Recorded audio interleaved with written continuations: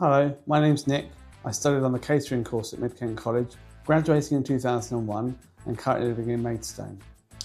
I'm also currently a kitchen assistant at a residential home, also here in Maidstone.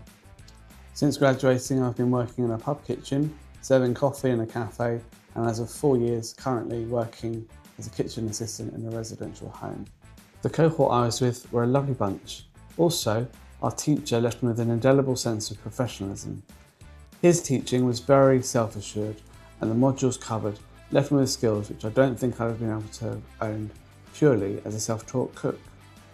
I was able to retrain in a sector I had always had an interest in, learning at a pace that seemed reasonable. Follow your passion and what you are good at. Oftentimes these are two sides of the same coin.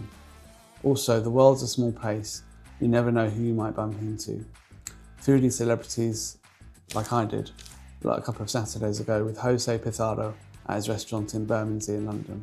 I'd always had an interest in food and loved cooking at home, and wanted to kind of see if I could develop the skills needed to pursue a career that was more continuous employment rather than project by project. In the future, I'd like to combine my skills as a dance artist with some of my skills that I've gained here in a residential home and do sessions in leading dance with older people.